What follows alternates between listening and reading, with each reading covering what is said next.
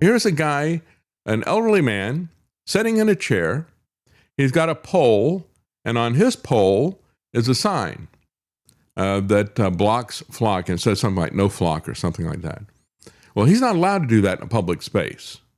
The flock camera, however, can get a pole and they can put a camera on there, and they are not only allowed to do that in a public space, but the police show up to arrest this guy. That piece of hanging on the pole? That's a camera, right? And you got the boys out here protecting it. They got like, I don't know, $1,000 worth of gold? Yo, what's your name? I'll come bail you out. Carl Dunn? Gun? G-U-N-N? Yes. If you hit the county, I'm coming to bail you out today. Thank you. The flock cameras. And you for not standing up for us. Yeah, so he's got a pole and he's got a sign. They got a pole and they got a camera. One of them gets protected, one of them gets arrested. So much for the idea that it's a public square, right? And then there is a whistleblower who used to install these things. And he has some tips on how to deinstall them, as well as some issues that he has with it and the motivations behind all this. What's going on, everybody? I'm a former flock safety field tech here on the scene of the very first license plate reader I installed as a field tech. We're going to theoretically take one of these cameras down. What you would want to do is start by taking down the camera itself, which is this unit up here. That's the 8mm or 5/16 in Freedom units. You want to get that camera taken down. You want to cut the cable as fast as possible. The solar panel itself is held on by 8 set screws. Okay, to remove the solar panel, you have to loosen 4 of those set screws. Now that's 13mm. When you cut the cable, they're going to get a notification that you've been tampering with the camera. What you want to do is get this camera off the pole as soon as possible and start making your way back to your vehicle. You want to get back to your car, and as you're walking towards the car, take that Torx bit on that same impactor drill, whatever you were using, put that T25 or T30 Torx bit on, and as you're leaving the scene, start unscrewing the camera housing. So by the time you get to your car, you can pull the battery backup out and it can no longer track your location. The moment you cut that cable, they're going to dispatch police to your location. So you want to flee the scene quickly, and as you're fleeing the scene, start taking that camera apart so you can get that battery backup out. Don't throw the battery backup out because they could be used for tons of things. I've heard of people using them for remote-controlled cars, remote-controlled planes, and different hobbies, even using them as a makeshift, power source for lights in their work vans. A couple things to clarify about the pole. This one is not mounted legally. Garrett Langley, the CEO of the company, said it himself. They're kind of going based on brute force. They're just trying to install as many of these as possible, as fast as possible. And this is a good example. This is not safe. Not only is it not safe, it's not stable. I barely touched it, and look how much the thing is swaying. Okay, if a car hits this, it can decapitate a driver. The pole can be inserted through the vehicle. It's completely unsafe. What should be here should be a concrete slab, and this should be mounted to the slab using a breakaway plate so that if a car does hit it, the camera will just fall over and break away. It won't provide any resistance. Nothing can penetrate the vehicle and decapitate drivers and make a bloody scene. Now, why are they trying to brute force everything? They're brute forcing as many of these cameras, installing as many of these cameras as they humanly possibly can, because they're trying to IPO. They have private customers. There's a mosque, and the mosque is leasing this camera. Okay, the way it works is they pay for a year lease, and Flock maintains the camera. Anything that goes wrong with it, whatever, they maintain it. But you never own it. You just have a login. You have access. You can view what the camera records. Any plates that it picks up, anything that passes by and is recorded by the camera, you have access to. You have your own login. Now, this login, this access between private institutions can be shared. For instance, police departments lease a lot of Flock cameras. But between municipalities, they don't technically have a login. They only can log into the cameras that they lease, right? So let's say Skokie Police Department wants to access cameras in Morton Grove. They'd have to make a phone call and get those videos sent over. But what they do is they share access. So Skokie can share access with Morton Grove, and they can just log into each other's cameras. And this is done on a worldwide. Any private or public business can get a Flock camera through a lease. And that's the key thing. That's part of the beard, right? Well, we got a private corporation that's out here doing it, and they're contracting with private organizations. It could be a business, it could be a mosque, it could be anything like that, right? Church, a school. Yeah, they just want to have a record of people who are coming in, and they contracted with us. They're leasing it from us. And so that's where the issue comes in. It's not the camera per se. The camera is just the front end. It's just the eye. The issue is the network that is there. That's the forest. The tree doesn't matter. The picture doesn't matter. The camera doesn't matter. It's the network. It's the forest that matters. It is the forest that is a violation of us. It is the forest that is a warrantless search, not just the camera. You know, again, if somebody takes your picture, it doesn't matter. But if they have thousands of these things and they're using it to map out what you do, and I've talked about this from the very beginning. As I started talking about it, I got sidetracked on another thing. In the late 1990s, as they start developing these, not only the websites, that they pick the people that are going to be competing to control the internet, to control their web, to control us. And then they let them compete. Right, so you got all the Zuckerbergs and the Googleites or whatever that are out there, Sundar Pichai and the rest of these people who are out there. So they compete, may the best man win, because we want to have competition. We just want to make sure that you don't have anybody in the contest that would oppose us if they won. That's the way they run elections. That's the way they run the web. And so that at that point in time, when they started coalescing behind a few people who were allowed to compete, and they had tremendous piles of money, so everything is free for quite a while, right? We're starting to see that window disappear extensively in artificial intelligence. It's starting to get very, very expensive, very, very quickly. Reduced ability to use any of this stuff. But it ran a while for the internet, ran for free, and there was a lot of big stash of money that was provided to them by these venture capital firms that were allied with DARPA and the defense industry and the intelligence industry. It was all weaponized from the very beginning. And what were they focused on? The fastest growing aspect of the intelligence communities was something called geospatial intelligence. I've talked about this over and over again. It's been a hobby horse of mine. Because geospatial intelligence gives them anticipatory intelligence.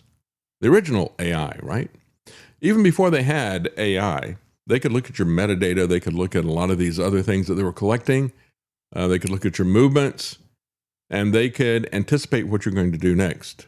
In many cases, better than you could. And this was something that was talked about by Zbigniew Brzezinski back in the 1970s when he wrote his book, Between Two Ages. In the coming technocratic age, he said, the technocracy, as we call it today, we will know what you're going to do before you do it.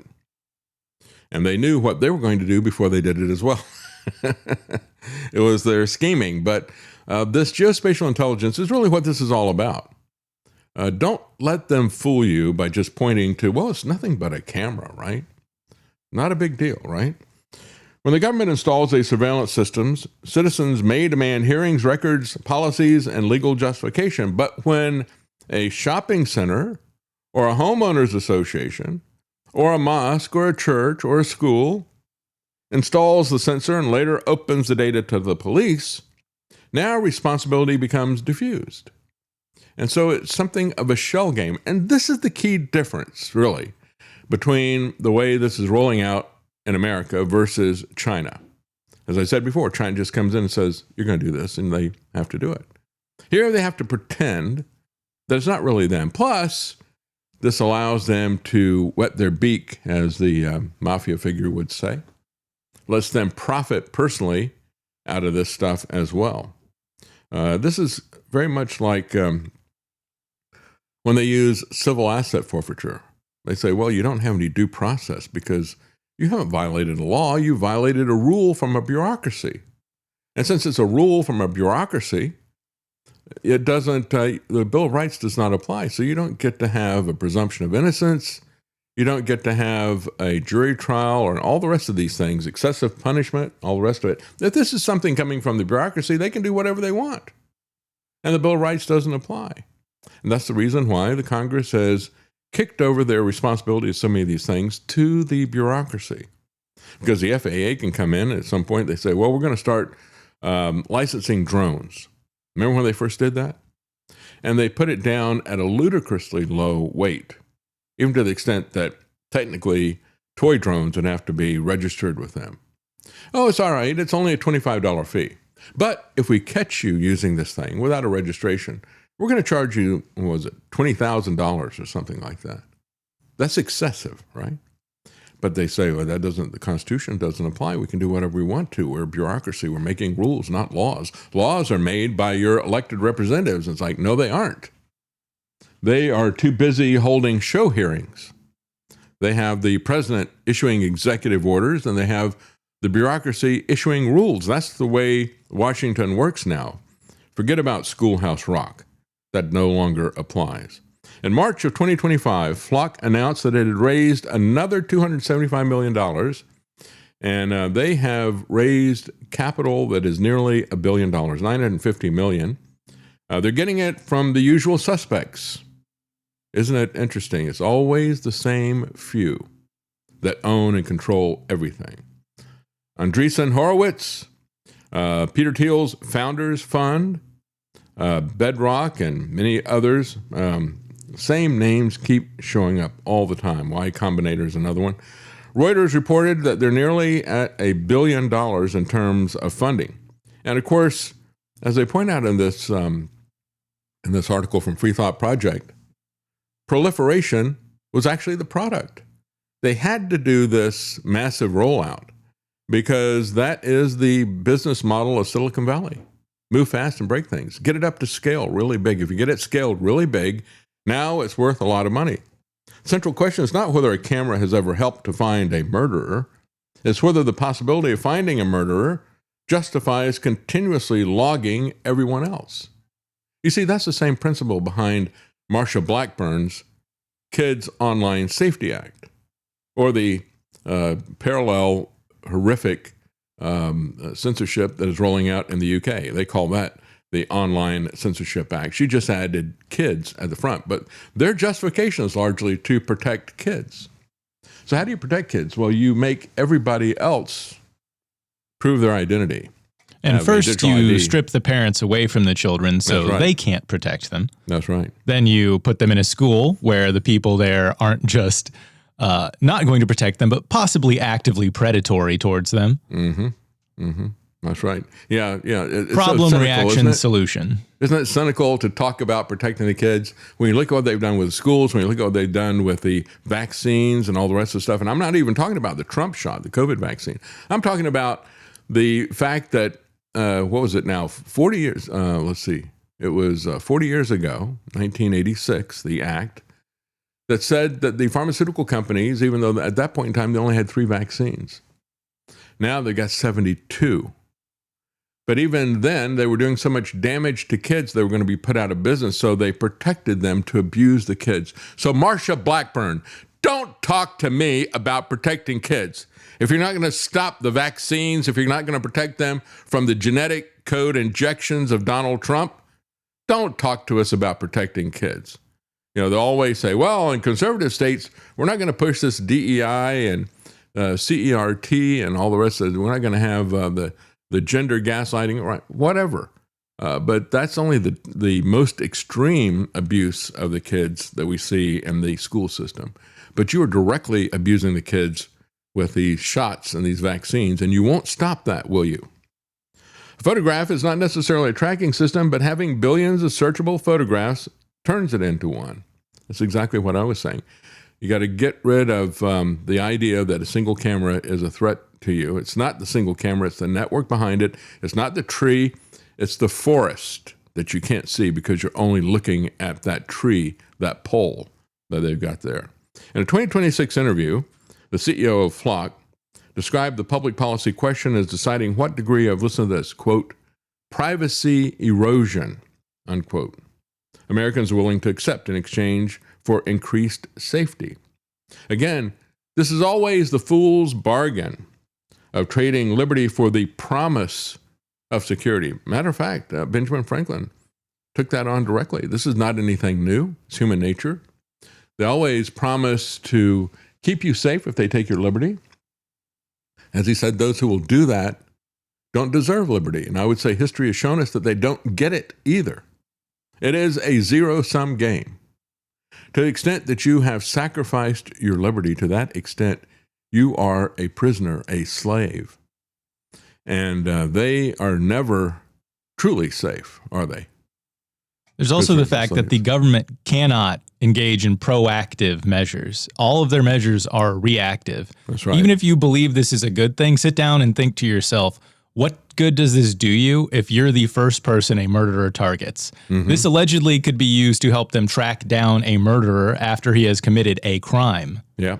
But you have to be responsible for your own safety. You have to be the one that is capable of defending yourself and your family. The government might be able to show up later and bring the guy to justice, maybe. Yeah, that's right. But you have to be capable of preventing the crime from happening in the first place. That's right. It's ultimately your own responsibility to protect yourself. And of course, you could argue that, if you got somebody who's a serial killer, right? Then you get to the justice system. Will the justice system punish a serial killer? Well, there's a lot of open questions about that, isn't there? Photograph is not a tracking system, but the network is. And we're talking about privacy erosion. Are Americans willing to accept that in exchange for the promise of safety? Well, there are many who would say that. And to them, I would point, and you should as well, what Ed Snowden says. People who say they don't care about privacy because they've got nothing to hide haven't really thought too deeply about the issues, because what they're really saying is that I don't care about this right. When you say I don't care about the right to privacy because I have nothing to hide, that's no different than saying I don't care about freedom of speech because I have nothing to say, or freedom of the press because I have nothing to write.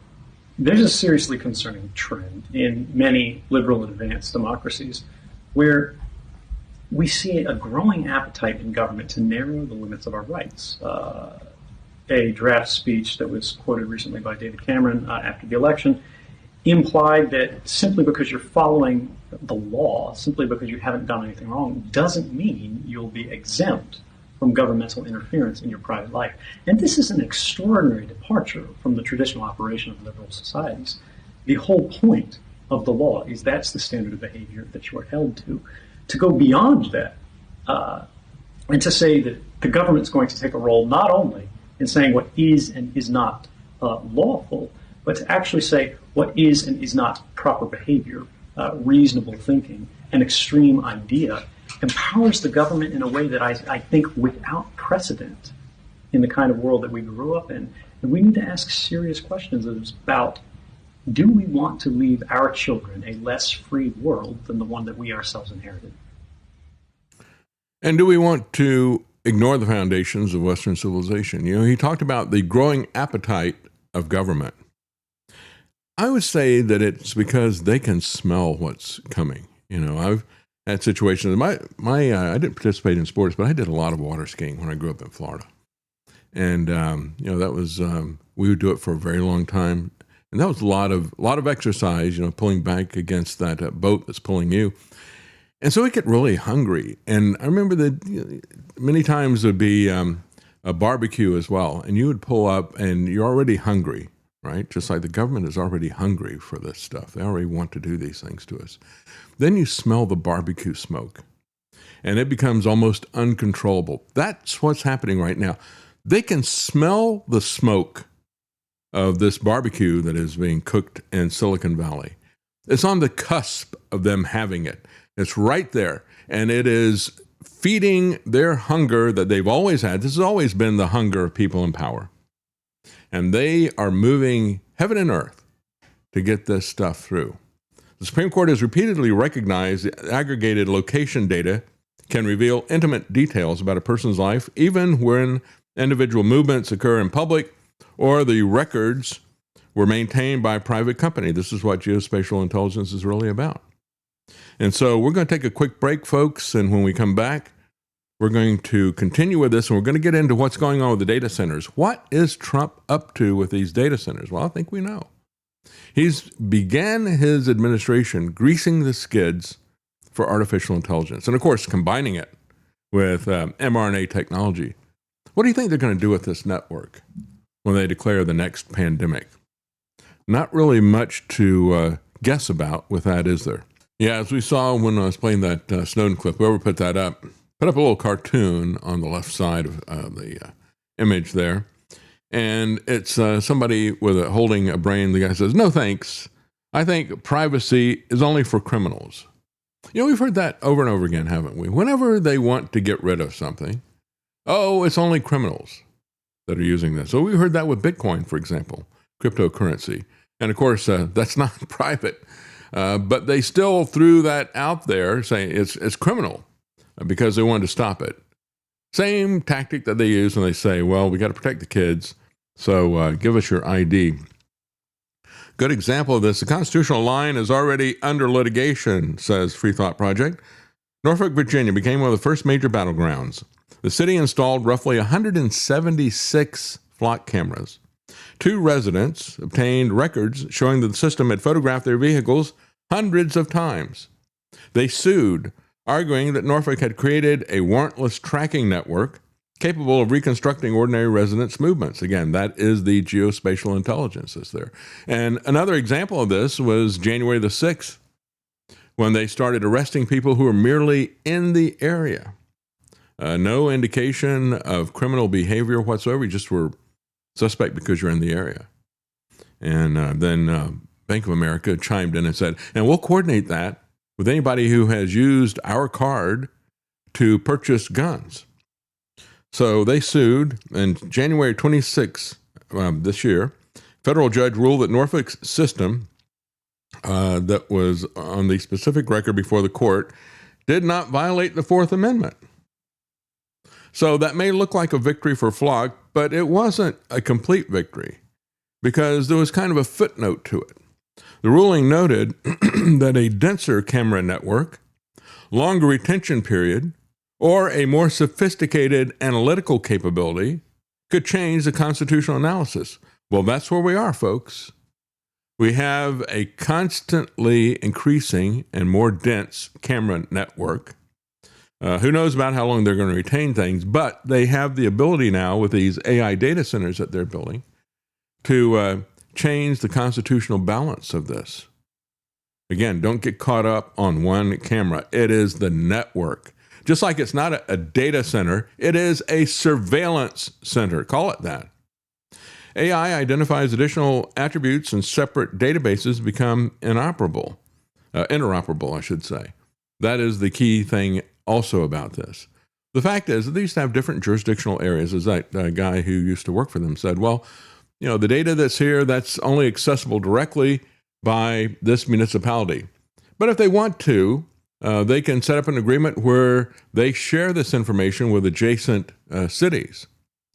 And of course, the information can also be shared with the federal government. This is another trend that has been a part of the Trump police state, and that is the removal of silos, data silos. In other words, the containment that is there. Typically, you know, when the intelligence agencies will work, they'll have compartmentalization, right? Well, you only know this little bit here. You can't know the entire operation. We're not going to explain that to anybody. Only a couple of people are going to know the entire operation. So if there's something shady that's going on, some kind of a false flag or whatever, they protect themselves with compartmentalization. They are removing compartmentalization for us. They will retain it for themselves, but they're removing that from us. They're putting everything into a big pot so it's easily searchable and analyzed by artificial intelligence. Flock's defenders frequently answer privacy concerns by pointing to audit logs, access controls, and written policies, but they have not prevented abuse. We have a comment here from Jason Barker. He says, Norfolk's case was built on a precedent that was overwritten, and so the case is still ongoing. Oh, good. He says the lawyers defending the Flock network basically duped the judge and were dishonest. A lawyer? Dishonest? I can't believe it. Thank you, Jason, for clearing that up. Again, Jason's program is Knights of the Storm. And you can find that at knightsofthestorm.com. Yes, yes. Later reporting revealed that Customs and Border Protection had access to more than 80,000 Flock cameras through a pilot program, sometimes without participating police departments fully understanding the breadth of the arrangement. And they said subsequently that they had paused their federal pilot program. I'm sure we can trust them on that, right? Anyone cheering warrantless immigration searches under one administration should consider how the same mechanism will be used by another administration for a different political goal. This is what the blinders that Trump has put on his followers is just truly amazing, that they can't see the bigger picture of how this will be used by their political opponents. Right now, They just, oh, we're winning because we can do anything that we want to people. You're creating a precedent of a lawless authoritarian government. And so you've had police officers tracking girlfriends. This one guy was a police chief in Sedgwick, Kansas, tracked his former girlfriend and her new boyfriend. I've given examples of this in other jurisdictions. The Institute of Justice has identified at least 14 of these types of incidents. In one particular case, it was a police critic who instantly was put on the hot list to be followed. This is also in Kansas, Lenexa, Kansas. Dorothy, we're not in Kansas anymore. This is completely alien to America. Used automated license plate readers while investigating a man who wrote an opinion article critical of the department's participation in immigration enforcement. The investigation began the same day that his article was published. Police connected him to posters that were critical of ICE and used license plate technology to track his movements. Folks, this is Soviet style. This is Chinese communist style. This is not Kansas anymore. Not at all. And this is what the technocracy was designed to create. And so when we talk about the license plate readers and all the rest of the stuff there now, and the analysis capability of these data centers is increasing. Flock has a new feature called Freeform, which doesn't just focus on the, we could call it biometrics, but the car is not alive. But it looks at the idiosyncrasies of a car. Has it got a particular type of bumper sticker? Is there a flaw in the paint or a dent in the fender or something like that it can identify, as well as the license plate reader? Well, they're now doing that with people as well. Looking at tattoos, clothing, sports apparel, their race, and other physical descriptions. It is becoming a general purpose visual search engine without any warrants. One artificial intelligence, once it can search clothing, appearance, race, behavior, associations, movement patterns, license plates become merely one identifier among many. And of course, for the longest time, we've talked about how it can identify people by the way they walk, by their gait. An automated informant that never sleeps, never forgets, never demands a warrant. And so, again, the false matches and the armed police stops that are really concerning, even if you haven't done anything, right? What if they identify you as somebody who has? And we've had a couple of these incidences, and Eric Peters, last time I talked to him, he said he was getting kind of concerned about this because there were several incidents where people who were driving they were automotive journalists, and they were driving a car that didn't belong to them. It was provided to them by the manufacturer so they could drive it around for a while and do a car review, which is what Eric does as well at ericpetersautos.com. And he said there's been a couple of situations where they pull them over at gunpoint because they think they've got a stolen car.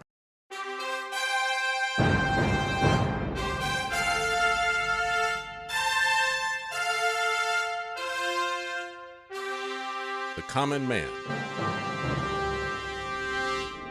They created Common Core to dumb down our children. They created Common Pass to track and control us. Their Commons Project to make sure the commoners own nothing. And the communist future. They see the common man as simple, unsophisticated, ordinary. But each of us has worth and dignity created in the image of God. That is what we have in common. That is what they want to take away. Their most powerful weapons are isolation, deception, intimidation. They desire to know everything about us while they hide everything from us. It's time to turn that around and expose what they want to hide. Please share the information and links you'll find at davidknightshow.com. Thank you for listening. Thank you for sharing.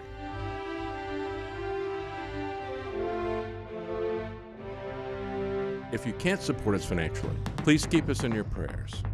davidknightshow.com.